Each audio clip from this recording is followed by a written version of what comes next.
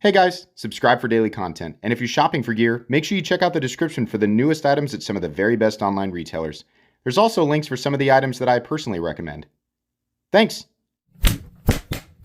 What's going on YouTube? Metal Complex here, and today I've got 5 more extremely cool knives for you to check out. Thanks so much to my patrons for supporting me, and please make sure to follow me on Instagram at metal_complex. These knives are in no particular order, and the only criteria for this list is that I think they're cool. There's a bunch of different price ranges here. All of them will be listed down in the description. They are all available. It does help my channel when you use those links, but that's entirely up to you. Thanks so much to my patrons for supporting me. Let's start off here with a knife that is very inexpensive and definitely very cool. I missed that flip. I'm not even gonna edit that. I missed that. It really hurts.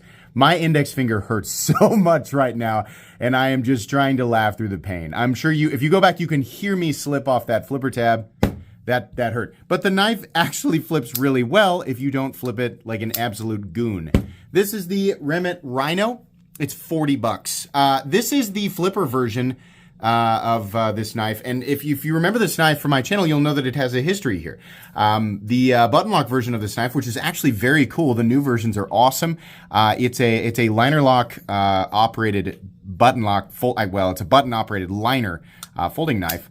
And the first version I didn't like so much, but they updated it and made it much better. And in my opinion, the locking system on that version is much more reliable because it is a liner lock instead of a plunge lock. So those new versions are awesome, and those are inexpensive at about 55 bucks. This guy is just a straight up liner lock flipper version of the knife. It's literally the exact same profile. So if you just, you're like, I like the profile, I just don't care for the button operation, you can get a standard liner lock version of the knife in D2 and G10 for 40 bucks. Honestly, a really good knife, very straightforward, just a little bit more personality than we see at this price point. 40 bucks it's becoming a harder territory to like make something cool and interesting. So the fact that you can get the Rem Rhino for 40, honestly, I think it's pretty good. Definitely a good knife to pick up if you are on a budget. Moving on here, a knife that is slightly more expensive and honestly is probably gonna fly under the radar for a lot of people. The more I played with this, the more I realized I liked it. So this is the new Kaiser Sub 3 OBK. This is in 154 cm. This version is coated. And then we have aluminum scales here, and it operates on their clutch lock. This is actually a really cool knife. And in a lot of ways, it kind of reminds me of the classic Benchmade Griptilian, especially the handle profile. It's just kind of a smaller version, kind of in between the small Griptilian and the large Griptilian. The blade is a classic drop point blade. We have Kaiser's clutch lock is awesome. Like they just do such a good job. And this is so clicky and fun to manipulate. And it's just about the perfect ergonomic profile for a knife this size. The pocket clip leaves a little bit to be desired because I don't like the bill on there, but honestly, I can't complain too much there. The lock is very strong. 154 cm is, you guys know, one of my favorite steels of all time. And the knife feels solid with these chalky aluminum scales, this full metal feel. It just feels really good. At 89 bucks, I honestly think this is a good deal. It does feel like a knife that is higher quality than what we'd expect to see in budget territory, which on this channel is under 75 bucks. And you'll notice that immediately. For a lot of people, this is just gonna be a perfect EDC knife. And yeah, I agree. I think you'll like this if you pick it up. Let's shift gears here and look at something completely and totally ridiculous. Oh my gosh. This chunky little monkey. That's not something I say. Okay. This fat little knife. This is the new Maxa Capsule. What does this look like? This looks like a Pokeball. Did they do this on purpose? I'm still confused about it. The handle scales look like a Pokeball, right? This is a fat little front flipper that is so cool. This is M390 and Cerakoted. I thought these were aluminum. These are Cerakoted titanium overlay scales. It also has a titanium, technically it's a liner, but God, that is so thick, with a steel lock bar insert. This is super cool. And the funny thing is, the weirdest thing about this knife is, like, if somebody were to tell me, like, hey, we got this tiny little chunky knife, the first thing I think of, okay, so it's going to be like wildly impractical. I gotta admit, the size of this is right on the line where like practicality goes overboard and it's just supposed to be funny, haha, right? No, actually, The handle profile's not bad. I mean, it's not like hand melting wonderful, but because it's so open, it's really not bad. And the blade, which is, I guess, technically it's like a tanto. It's like a subtle tanto straight edge, and then we have a curved edge up here. Very, very thick for the size of knife that this is. We have a huge flat. Definitely just kind of a fun knife, but the knife still has a good enough factory edge that it can slice fairly easily. I mean, you can see there, like, it's not bad. You can see the edges are lifting just a little bit, but it's fine. We got a little curly Q there, right? Just a very little robust, weird little knife. We have just kind of a standard. I'm really glad that they didn't put like this massive elongated clip on this thing, because that's so stupid when like companies take a small knife profile and they take a pocket clip and go, yeah, like the whole length of the, why would you do that? This is fine. It is surprisingly fun to manipulate. It is surprisingly easy to manipulate. It's also a very satisfying knife to hold because there's so much material here. The stops, this is really cool. They're garaged in the closed position and the open position. You can see that they're attached to the blade. They slip underneath the titanium frame and then lock out, contacting both sides of the frame, which is really cool. This is another example of MaxAce just being weird. MaxAce can make a beautiful, perfectly crafted, ultra utilitarian knife whenever they want to. They choose to make weird stuff and just apply the most premiumness to this. I mean, it's legitimately flawless from a manufacturing standpoint. There's no flaws in this whatsoever. It operates perfectly. And it's just so funny to me that they're just intentionally making the weirdest stuff.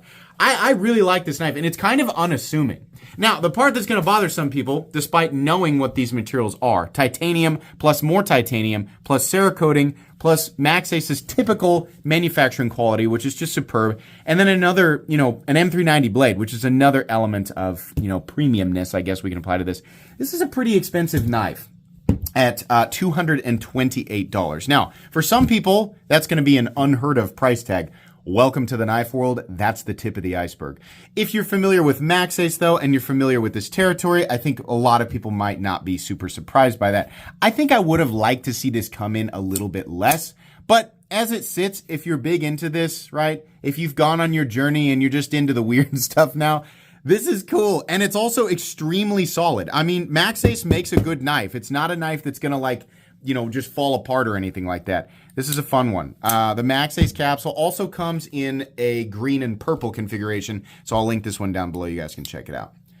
Moving on here, perhaps the greatest variant of this knife that has ever been made, and let me tell you, I recommend this knife to pretty much anybody. This is absolutely spectacular. I almost failed that flip. Let's start that again. This is absolutely spectacular. The Kaiser Sheep Dog with the clutch lock. Oh, Kaiser! Oh, you did it! This is such a good knife. Now, this particular version comes in molten American flag and S35 I'm kidding. It's fat carbon, but it's got the red, blue, and white. If you're into this, that's fine. It's got kind of a high price tag on it, $189, but they make a less expensive version, I'm going to tell you right now. I believe it's 154 cm and aluminum for $119, and that is a phenomenal price tag. I have gushed about the Sheepdog in this specific configuration for so long. They make the big one, they make the small one, they make the flipper one, they make the liner lock one, they make the button lock one. There's a bajillion different configurations. My favorite configuration is no flipper, opening hole, right? Now before this, my favorite version of this knife was the button lock version. That was about as close to perfect as they could get until they did the clutch lock version. Why is that perfect? Because now the knife is completely and totally ambidextrous. Left-handed people, you can enjoy this. Flip the pocket clip over to the other side, even though confusingly the bill is angled to one side, so it's going to be angled this way. It doesn't really matter. You have the opening hole and thumb studs on this version. Beautiful choke up position, beautiful ergonomics, beautiful blade length. I love the notch up here. This blade height and shape is not novelty. It's very, very functional. I have thoroughly enjoyed carrying this knife and using it. I think Kaiser has absolutely knocked it out of the park. Now, if Kaiser can start making as many different versions of this as they can possibly come up with, that will just be wonderful. Right now, we're kind of limited to this really weird configuration. And then we have the aluminum ones, which look much more, kind of straightforward. They need to do titanium. They need to do G10. They need to do, as many different versions as they can. Way on the budget end, way on the premium end. The Kaiser Sheep Dog and the clutch lock, and I know I'm a little late to the game here. This is so good. The thumb studs work perfectly. The reverse flick works perfectly. You can ignore the thumb studs and actually use the thumb hole to deploy it, but the action is beautiful. Super strong lockup, not a knife that's going to fail you. And it comes with extra Omega springs, which is, does it? Actually, I'm not sure about that. Some of these companies send extras and some don't, but if they don't, Kaiser, you need to be sending them. In any case, a super, super recommendable knife. And then finally, another knife, I think it might be flying under the radar here, but the value on this knife is off the charts. This is another premium knife. This is the new Artisan Cutlery weighed-in top flipper in S90V. This is a beautiful sand-washed or sand-polished S90V blade.